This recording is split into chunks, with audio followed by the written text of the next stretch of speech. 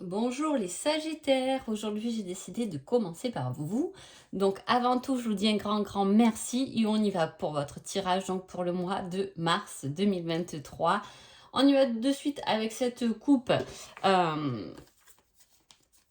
qui parle pas mal de cœur quand même, de quelque chose qui vous touche à cœur. Il y a beaucoup d'hésitation, hein. Alors soit ça s'adresse à vous parce que voilà, vous êtes une mère, euh, une épouse dévouée. Dans ce cas-là, la dame de cœur pourrait vous correspondre à vous, hein, si c'est le cas, hein, si vous êtes quelqu'un de dévoué, d'honnête, un peu d'épouse et d'épouse un peu parfaite entre guillemets, mais un peu modèle, hein, voilà, en tant que mère, en tant qu'épouse. Ça peut s'adresser à vous et effectivement, il y a des hésitations, hein. On hésite sur quelque chose, il y a quelque chose qui nous fait douter par rapport au passé, par rapport à des souvenirs, hein. Est-ce qu'il y a des choses qui reviennent à la surface, hein, qui vous titillent, si c'est le cas, ou sinon ça peut être, si c'est pas vous qui correspondez à cette dame de cœur, vous pouvez être en hésitation, hein, par rapport à des souvenirs en tant que mère ou pour une mère ou si vous êtes un homme pour une femme qui avait pour vous ce statut un peu modèle de femme parfaite. En tout cas, on voit que c'est un mois de réflexion, c'est un peu le mois de fou, comme on dit souvent, le mois de mars.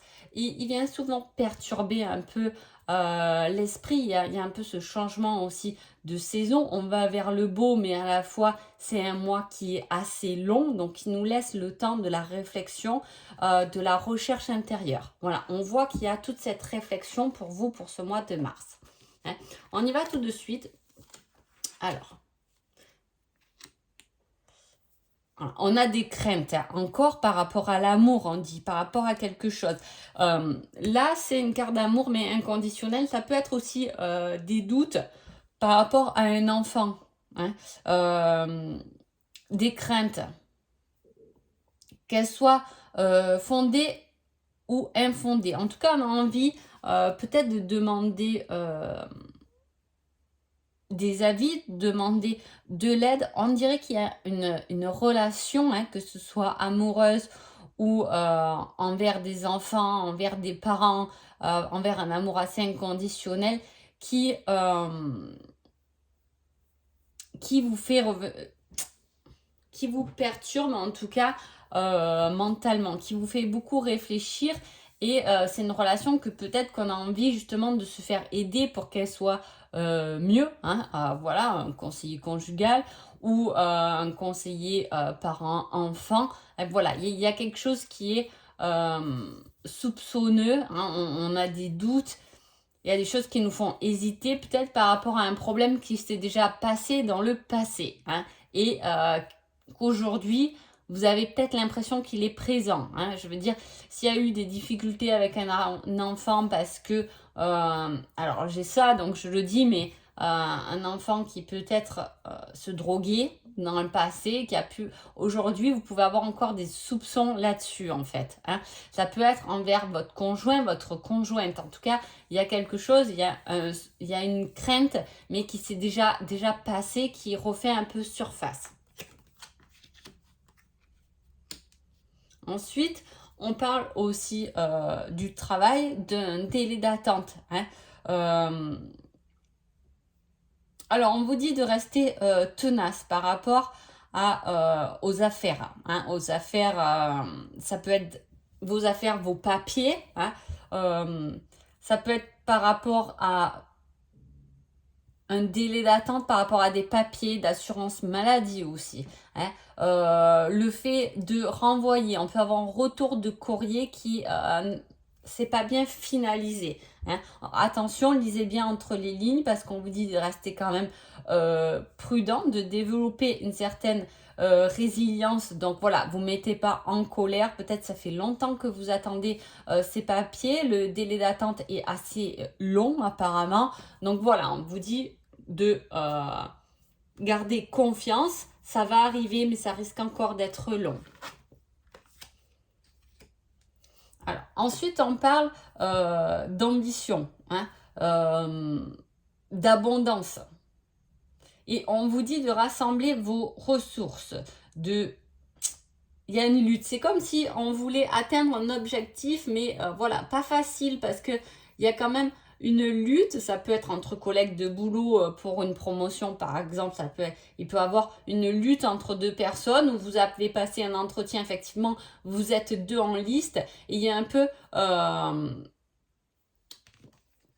ce fait de vouloir être pris et pas l'autre forcément, mais ce que je veux dire c'est que il y a aussi une histoire de profit, hein, de profiter d'une situation pour y trouver des ressources matérielles ou financières en tout cas.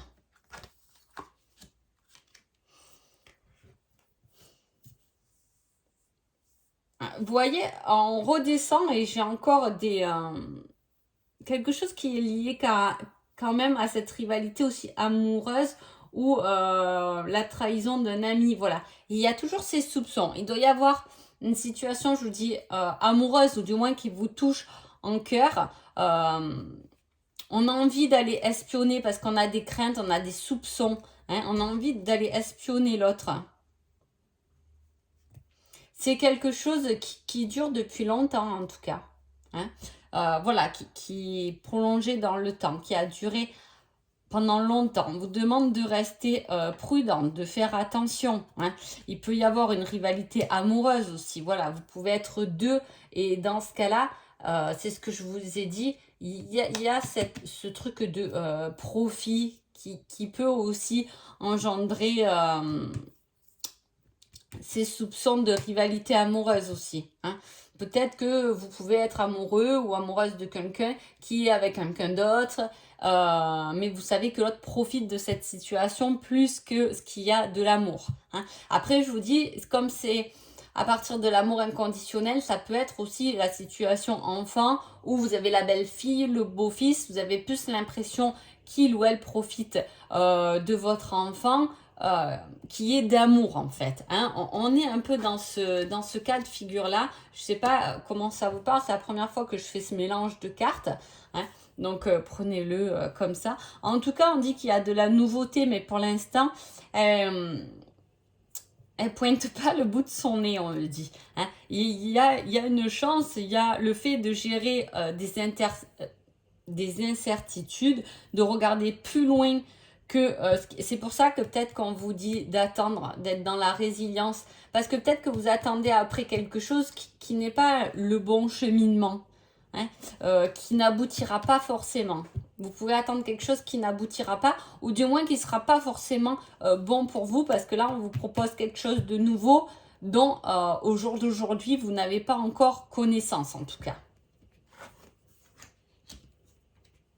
Et à la fois, c'est quelque chose, ça va la lune, c'est avec le mystère, c'est quelque chose qui est au fond et qui va vous demander de dépasser ses peurs. Et comme je le dis souvent, les plus belles lumières viennent de nos plus grosses profondeurs en fait. Dans nos difficultés, il y a nos plus belles ressources. Alors ensuite, on a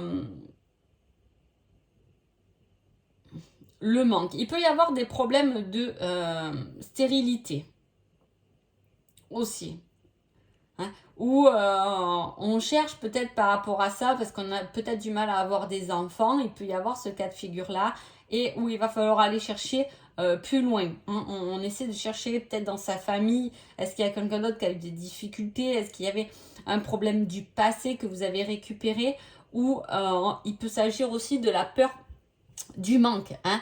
On peut être dans une problématique effectivement où on a envie d'avoir plus, mais où on a, mais en tout cas on a toujours cette impression et on profite pas assez de toutes nos possibilités de peur de manquer en fait. Hein. C'est je veux investir dans quelque chose de nouveau, mais à la fois si j'investis, j'aurai peut-être pas assez, je risque de manquer pour manger, je risque de manquer pour mes enfants, je risque de manquer. Il y a un peu quelque chose comme ça où il faut laisser quelque chose derrière soi, mais on a peur de manquer. Alors voilà, ça peut être des tas de choses, mais voilà, il y a ce fait de se séparer de quelque chose, hein, de laisser quelque chose derrière, mais à la fois, ça nous emmène à dépasser la peur du manque.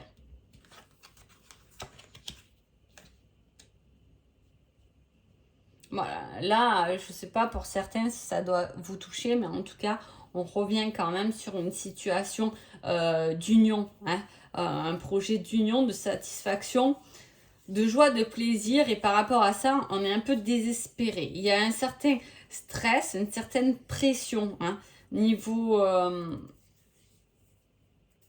amoureux. Est-ce que vous avez des soupçons par rapport à votre autre, hein, des soupçons ou des craintes par rapport à l'autre qui vous empêchent finalement de vous sentir totalement épanoui et satisfait par cette relation, parce que il y a toujours cette angoisse, ce stress qui est que temporaire, mais qui vous fait réfléchir. Est-ce qu'il y a votre autre qui vous a blessé dans le passé et du coup on a du mal à s'épanouir dans cette relation parce qu'on repense vite fait de temps en temps à ce stress et cette pression.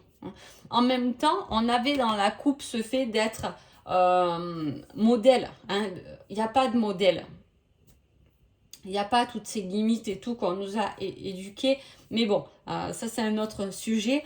En tout cas, est-ce que dans sa tête, on n'a pas conditionné un modèle et on s'efforce d'être ce modèle qui peut-être, c'est là-dessus qu'il faut lâcher prise. Hein. Parce que ça peut nous mettre trop de limites, ça peut nous mettre trop de une structure qui peut-être ne nous correspond pas ou ne nous donne pas d'autres possibilités, en tout cas dans notre vie.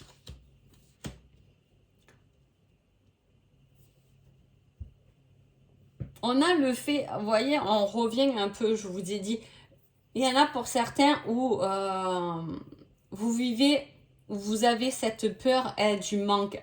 Là, on le ressort économiquement et on vous dit d'être bien organisé, de gérer, d'être prévoyant, d'être sécurité. Et en dessus, on met quelque chose qui vous limite, qui vous isole, hein, d'épargner, de faire trop d'économies. J'ai bien l'impression qu'il y a pour certains, on a envie de se lancer à quelque part, mais qui peut-être voilà, vous demande de sortir de l'argent. Et le peur du manque est plus fort. Il peut y avoir aussi un problème de véhicule, hein, qu'il va falloir peut-être, on va se retrouver à devoir investir dans des gros frais en fait, hein, ou un changement de véhicule et qui effectivement nous fait peur parce qu'on a on a peur de manquer, hein, parce qu'on avait mis des sous de côté. Mais si on sort un peu ces sous de côté, est-ce que voilà, on se sent moins en sécurité? En tout cas, c'est quelque chose qui peut vous limiter. Hein. Allez.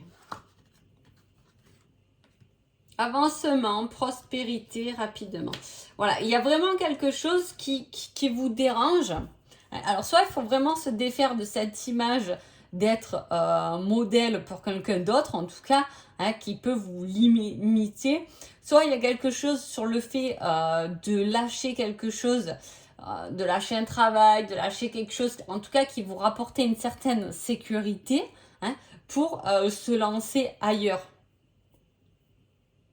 Mais ça bouge.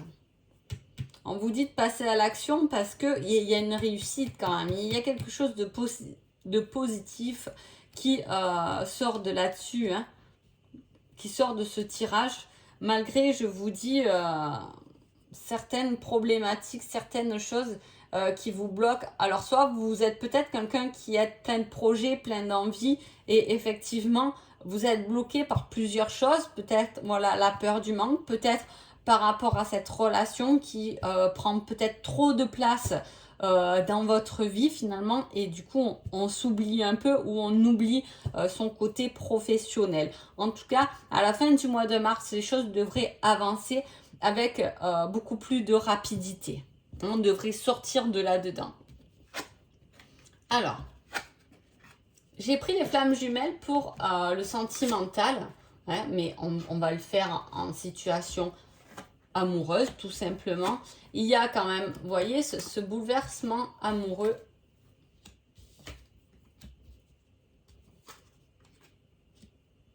Alors, c'est plutôt un tirage sympa là-dessus, sentimentalement. Est-ce que vous êtes avec quelqu'un en sachant que c'est quelqu'un d'autre, votre flamme jumelle, c'est possible parce qu'il y a deux situations amoureuses assez différentes dans le tirage. Ou soit, effectivement, il y a quelque chose qui doit se guérir avec une âme sœur, hein, quelque chose qu'on doit peut-être reconnaître. C'est soit il y a eu un problème, c'est vous, et vous devez reconnaître vos torts, entre guillemets, mais voilà, il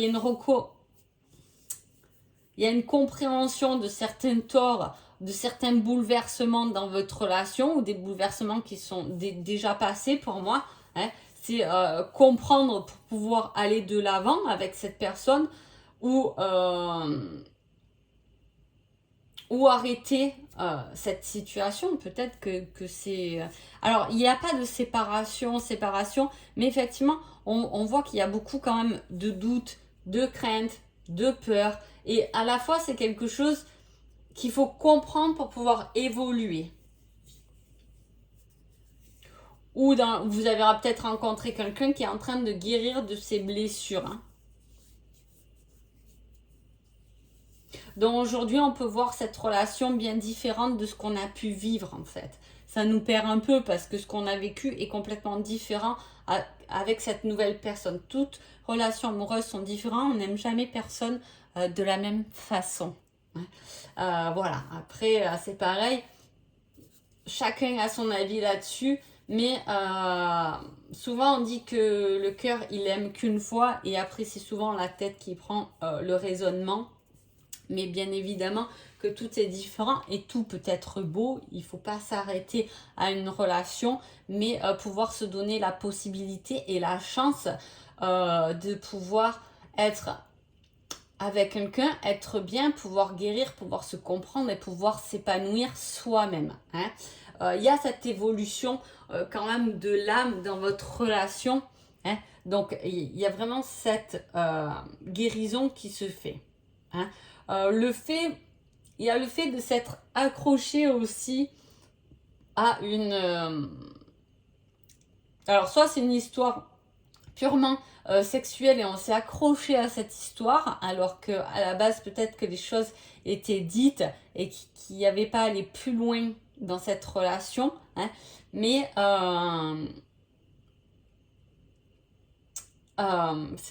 et qu'il y a quelque chose à comprendre là-dessus, justement, hein, pour pouvoir évoluer.